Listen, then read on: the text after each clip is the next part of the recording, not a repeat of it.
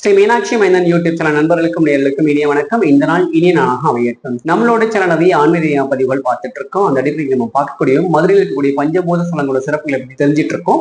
அது அடுத்து நம்ம பார்க்கக்கூடியது 3வது ஸ்தலமாக விளங்கக்கூடிய மதுரை சக்கரநாத திருக்கோவில், ஆதி சக்கரநாத திருக்கோவிலை பற்றி தெரிஞ்சுக்க அப்புறம் இந்த ஸ்தலம் ஆகாய ஸ்தலமாக இங்கு போற்றப்படுகிறது. வாங்க வீடியோக்குள்ள போகலாம்.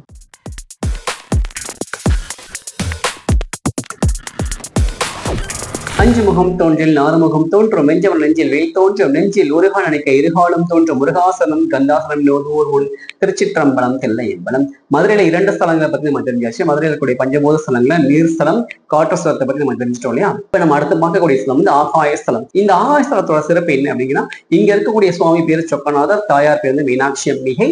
இந்த கோவில் எங்க இருக்கு? மதுரையில சிம்மக்கல் பகுதியில சிக்னல் கிட்ட இருக்கு. ஆதிச்சக்கரநாதர் திருக்கோவில் அப்படின்னு சொல்லுவாங்க. இந்த லிங்கத்துடைய சிறப்பு என்னன்னா, இந்த லிங்கத்தை வந்து குபேர பகவான் வழிபட்ட லிங்கம். அதற்கு அப்புறமாக இங்க வந்து புதன் பகவான் வந்து வழிபாடு செஞ்சிருக்காரு. இதான் இங்க ஒரு சிறப்பு. நமக்கு வந்து இந்த ஆகாயம் சம்பந்தமான படிப்பு, ஏரோநாட்டிக்கல் இன்ஜினியரிங், ஏர்ஹோசஸ் இந்த மாதிரியான சம்பந்தமான படிப்புகள் படிப்பதற்கு இந்த கோயில் சிவபெருமான வழிபாடு செய்யணும். அதற்கான வாய்ப்புகளை சுவாமி தருவார். அதற்கு அப்புறமாக திருமண தடை நீங்குவதற்கும், குழந்தை பேர் தருவதற்கும், ரொம்ப முக்கியமா வியாபாரத்துல செழித்து விளங்குவதற்கும் இந்த சுவாமி தான் ஆசீர்வாதம் கொடுக்காரு. வந்து குபேரன் வழிபட்ட ஸ்தலம். இவருடைய வரலாறு என்ன அப்படின்னு கேட்டீங்கன்னா, மதுரையை குசேல பாண்டிய மன்னன் ஒரு மன்னன் ஆட்சி செஞ்சுட்டு இருந்தார். அந்த மன்னன் வந்து கல்வியில் சிறந்து விளங்கிய மன்னன். அப்படி ஆட்சி செஞ்சுட்டு இருக்கும்போது அந்த மன்னனை வந்து இடைக்காடு சித்தர் வந்து பார்க்க வர்றார். பார்க்க வந்து அந்த மன்னனை வந்து புகழ்ந்து பாடுறார். அப்படி பாடும்போது அந்த மண் வந்து பொறாமையில வந்து அந்த இடைக்காடு சித்தரை வந்து சரியா வந்து உபசரிக்காம அனுப்பிடுறான். அப்போ இடைக்காடு சித்தர் வந்து ரொம்ப வருத்தப்பட்டு இங்க இருக்கக்கூடிய சொக்கநாத சுவாமி கிட்ட வந்து, சுவாமி நான் வந்து அவன் கல்வியில் சிறந்து விளங்கணும்னு சொல்லி அவனை புகழ்ந்து பாடுவேன். அவன் வந்து என்ன அவமதிச்சுட்டான். அவன் என்ன அவமதிச்சானோ ஒன்னு அவமதிச்சானோ எனக்கு தெரியாது சுவாமின்னு சொல்லி வருத்தப்பட்டு சொக்கநாத சுவாமி சன்னிதானத்துல வந்து இடைக்காடு சித்தர் போயிட்டாரு. சுவாமி ஒன்னே பிரதட்சணமாகி தாயாரோட கிளம்பி மதுரையோட வைகைக்கு வடகரை கூடிய ஒரு கோயில போய் தங்கிடுறாரு. தங்கினோடனே கோவில விக்கிரகம் காணாம போயிடுது. இப்போ மறுநாள் கால திருப்பலி எழுச்சி பூஜைக்கு பக்தர்கள் மக்கள்லாம் வரும்போது பார்த்தா கோவில விக்கிரகம் இல்லை. இந்த தகவல் மன்னன் காதுக்கு போகுது. மன்னன் காதுக்கு போகும்போது மன்னன் வந்து நான் தெரியாம தப்பு செஞ்சுட்டேன் சுவாமி, நான் மன்னிச்சுக்கோன்னு சொல்லி ஆலயத்துக்கு ஓடி வர அப்ப அசுரதி கேட்குது. நீ வந்து இடைக்காடு சித்தரை அவமானப்படுத்தின, அவரும் நானும் ஒண்ணுதான், அவர் அவமானப்படுத்தாங்க நான் இந்த ஆலயத்தை விட வெளியே போயிடுன்னு கேட்கும்போது சொல்லும்போது மன்னன் மனசார மன்னிப்பு கேட்கலாம் சுவாமி கிட்ட. அப்ப சுவாமி திரும்ப மறுபடியும் இந்த ஆலயத்துக்கு பிரதர்ஷனம் வர இங்க இருக்கக்கூடிய சுவாமியாக சுவாமி காட்சி தர.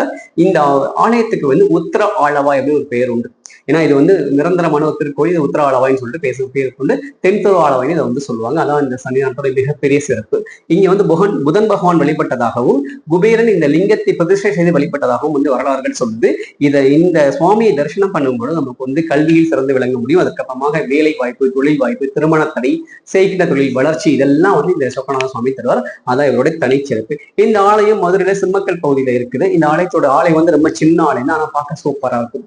உள்ள போனது ஒரு பக்கம் அம்பாள் மீனாட்சி சன்னிதானம் இருக்கும். அதுக்கப்புறமாக சொக்கநாத சன்னிதானம் இருக்கும். 2க்கு முன்னாடி நந்திகள் இருக்கும். அப்படியே பிரகாரமான வந்து சுவாமி வந்து வள்ளி தேவி முருகப்பெருமான் இருப்பாரு, துர்க்கையம்மன், தட்சிணாமூர்த்தி எல்லாம் இருப்பாங்க.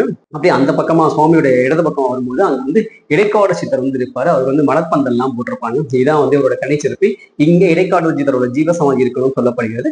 அதற்கமாக அப்படியே வரும்போது அங்க சின்னதா 3 நவகிரகங்கள் இருக்கும். கால பைரவர் இருப்பார். எல்லா கால பூஜையும் இங்க சிறப்பாக நடக்குது. அதுக்கப்புறம் ஐப்பசி அன்னாபிஷேகம், 2 கால பிரதோஷங்கள், நவராத்திரி, திருக்கல்யாண உற்சவங்கள்லாம் ரொம்ப சிறப்பாக நடக்குது. இந்த ஆலயத்தோட தனிச்சிறப்பு வந்து புதன்தோறும் இந்த ஆலயத்தை வழிபாடு செய்யும் போது நாம் நினைத்ததெல்லாம் இந்த சொக்கநாத சுவாமி தருகிறார்.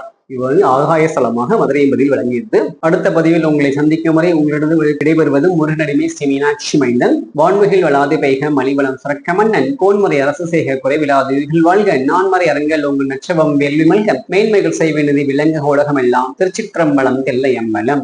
ஸ்ரீ மீனாட்சி மைந்தன் யூடியூப் சேனல் சப்ஸ்கிரைப் பண்ணிக்கோங்க, லைக் பண்ணுங்க, கமெண்ட் பண்ணுங்க, ஷேர் பண்ணுங்க. மறக்காம பக்கத்துடைய பெல் ஐகானை கிளிக் பண்ணிக்கோங்க. அப்பதான் நாங்க அடுத்தடுத்து போடக்கூடிய வீடியோஸ் உங்களுக்கு வரும். நம்மளுடைய ஸ்ரீ மீனாட்சி மைந்தன் யூடியூப் சேனல் முகநூல் பக்கங்கள், இன்ஸ்டாகிராம் பக்கங்களை ஃபாலோ பண்ணி ஷேர் பண்ணி சப்ஸ்கிரைப் பண்ற எல்லாருக்கும் ஒரு வேல்மாறல் புத்தகம், ஒரு வேல், அதை வச்சு வழிபாடு செய்ய ஒரு சின்ன கிண்ணமும் நம்ம வந்து கிஃப்டா கொடுத்துட்டு இருக்கோம். இது யாருக்கெல்லாம் வேணுமோ நம்மளுடைய ஸ்ரீ மீனாட்சி மைந்தன் யூடியூப் சேனல் முகநூல் பக்கம், இன்ஸ்டாகிராம் பக்கங்களை ஃபாலோ பண்ணி ஷேர் பண்ணிட்டு இன்ஸ்டாகிராம்ல உங்களுக்கு தகவல் எனக்கு டிஎம் பண்ணுங்க. உங்களுக்கு கொரியர்ல அனுப்புறோம். நன்றி, வணக்கம்.